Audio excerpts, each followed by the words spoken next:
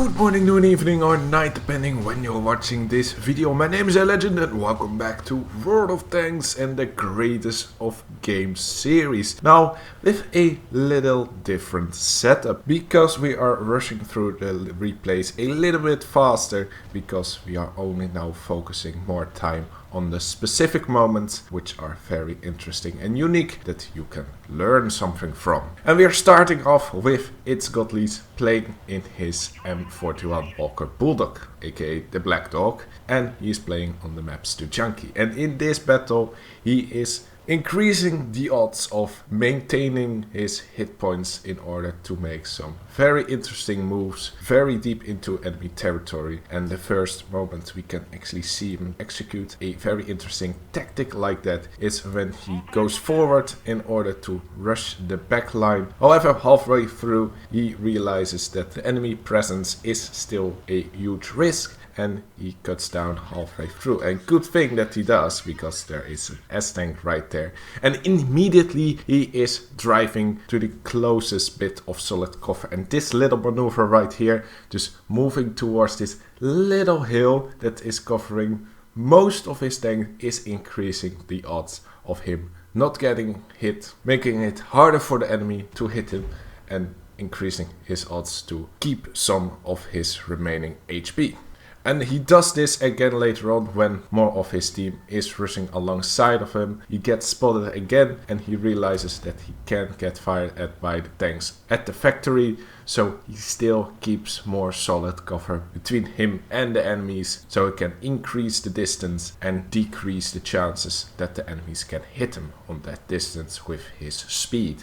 And because of that he didn't lose more hit points, allowing him more flexibility in this end game and in this very interesting position, which he utilizes greatly in order to get some more side shots off. He is continue his rampage on the enemy team from this very offensive position at the enemy backline, but at some moment he's going to be more careful because there's still a leopard on the other side of the track that can spot him. So wants to play it a little bit more careful, but then he actually keeps himself hidden by creating more distance again and knocking down some trees, and these trees are giving him some extra concealment. And at some point he is confident enough to actually fire a shot at the heavy tank, since the leopard is currently not poking and he actually doesn't get spotted. And this way you know when he can fire. As long as the leopard is not peeking out, he can still take more shots at that enemy VZ. Only most of those shells do not hit, but eventually he is lowering his HP. And this way he is keeping those heavy tanks on edge, focused on him, and that way the rest of his team can proceed further, especially the Conqueror. And at some point he finally connects the shots, both shots, and kills the heavy tanks himself. And from that point it's just a clean sweep up. He's just driving further, racking up some more damage and spotting damage. So some great bush work at the end right there, and beforehand knowing when you can get fired at and keeping some time of cover between you and the enemy. Even if it is a smaller bit, covering a part of your tank already decreases the chances that you will get hit by the enemies. So moving towards the next replay, and it is I, a legend, in my STRV S1. And this game was actually the game where I achieved my third mark of excellence. This is the only tank so far I actually have achieved 3 marks on, because generally speaking, whenever I get towards 90% on my second mark, the game battles are just going in every single way in order for me not to progress any further. And since I play a lot of different tanks most of the time, I just do not see that third mark unless I really commit of playing the same tank over and over again, but that really is not my playstyle. So quite interesting that it happens with the STRV S1. Let me explain a little bit why. Because this tank has 2 very unique abilities that makes it a very, well, one of my favorite tanks to play.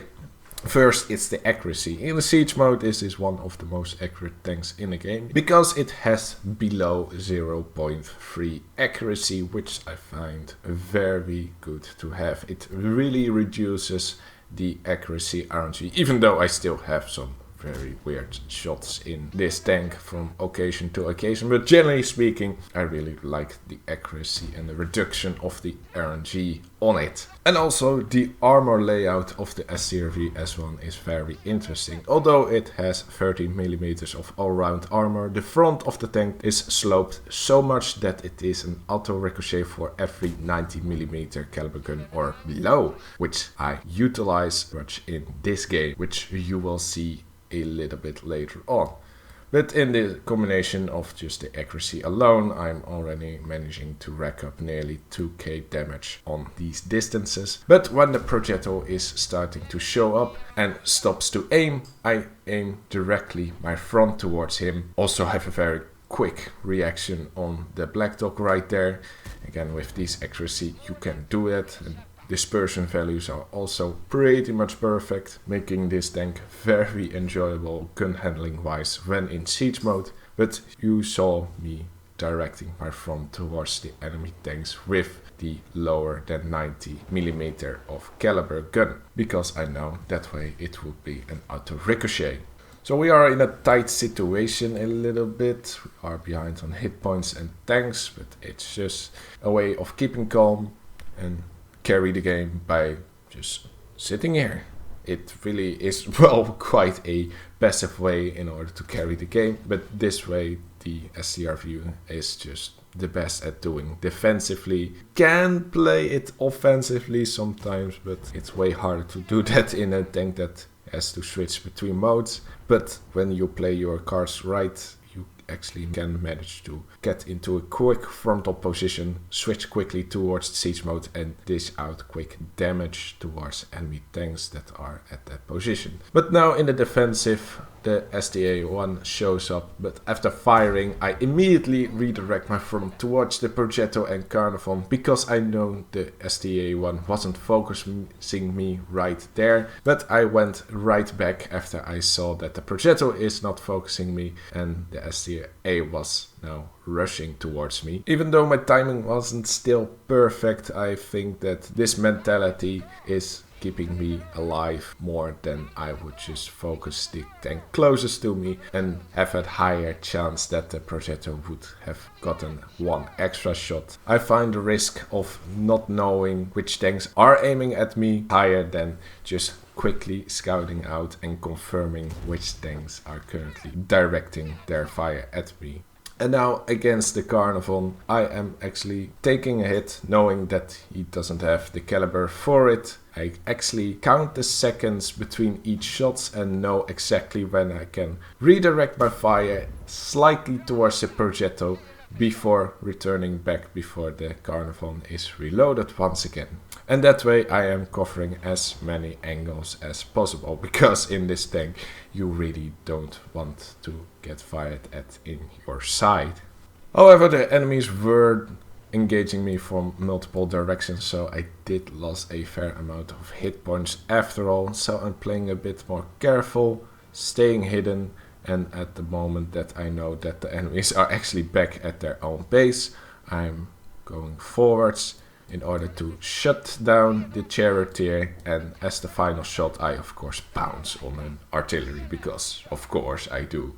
And that way I rack up a very decent amount of damage, half of it because of long distance sniping and the other half of it on really trying to direct the front of my tank to the highest threat that is also shooting back at me, which has very high probability to bounce at my front hull, because all of those tanks had a 90mm or less caliber gun, and that way I'm racking up over 4000 damage and achieving my third mark. Moving on, it is It's Godlies once again, this time in another light tank, a little bit lower tier. It's the Type 64, but he is on Prokhorovka, the spotting map that we all know and love or hate. I think most of people hate this map, to be quite frankly. But It's Godlies is of course very knowledgeable about light tanks. saw that with this Black Dog already. So of course he takes the strongest light tank position. But immediately he gets almost contested by the AMD, but he knows that that tank has a very low view range and he cannot spot him, even the distance was close. So from this moment it is business as usual, just spotting enemy tanks, racking up some spotting damage, already over 1000, and it is only at a certain moment that he moves further up. Now why does he do that? Why not move up earlier? Why not move up later? Well, the main reason is that the AMD first gets destroyed, gets taken out by making quite a stupid rush, but from that point he still was able to spot some enemy tanks in the backline and racking up some spotting damage. Why relocate if the odds of having another hidden enemy tank while you still can rack up some spotting damage? It is after the T-34 gets killed and the Stoke 3 isn't spotted again that he decides to move up and see if he can spot more. So slowly he is making his way further, even going across this annoying gap in the bush line and racking up even more spotting damage. And this continues until pretty much all of the tanks in the middle are dealt with. Most of the time it's Godley's is firing at them themselves, because after the first shot he took, he didn't get spotted, so he knew that he could continue firing without the risk of getting spotted. And from that point he just can move further to the back, spot some more enemy tanks, even fire some more shots at the enemy tank in the middle, because once again he knows that he will not get spotted in return. And like that he is again clean sweeping the backline of the enemy team, racking up a very decent amount of spotting damage. And lastly, in his final encounter with the Panzer IV, he actually uses a trick that he also did in his Black Dog, and using that wagon as a little bit of extra cover, once again making it harder for him to be a target to fire at. And let's finish this video off with my own light tank gameplay, trying to get a bit on the same level as its Godley's, but let's see how that is working out with the Manticore on Abbey. So first things first, standard procedures once again. Going towards the middle is pretty much my favorite tactic on this map, catching out some early spots, some early enemy tanks that are rushing the central Abbey. However, due to very little presence of my team in the middle, at some points my object 268 version 5 is getting pushed by multiple enemy tanks, so I get into position in order to help him, and just in time in order to help him dealing with this TVP. For some reason the TVP doesn't see me, so I can easily reload and just... yeah. Now quickly into cover, because the UDES is able to fire at us through that little gap over there. But that gap works both ways, and when the UDES is trying to peek through it again, thinking that danger has been clear since the 2685 has fired, so he takes a shot from me instead. After that I take an unfortunate shot from the 114. But hey, you cannot see everything in this thing, right? Especially not a big tank destroyer. Especially not with a light tank with high visibility and view range. But let's not run. Let's just rush the middle, because I know the UDES is now a one-shot. So after claiming the Abbey, I am going towards the optimal location after knowing the 114 shot at me, and get some flanking fire off towards multiple enemy tanks. But not before I adjust my tank a bit better, because the elevation and depression angles of the Manticore are quite horrendous. And this little charade continues, adding more and more flanking shots off, racking up some decent amount of damage already, over 3,500 damage. And I am just in an optimal location, even though the Manticore doesn't have the best DPM at all. When you can utilize a little bit that you got, then why the hell not? But at some point when the enemies are not showing up, I see another opportunity in order to rush straight towards the enemy base, because there is quite a obvious gap through the middle. And now I know that the artillery is pretty much isolated, so I'm going straight for that kill. But, well, I don't get the kill, the Amex actually gets the kill because RT wants to be killed by anyone but me.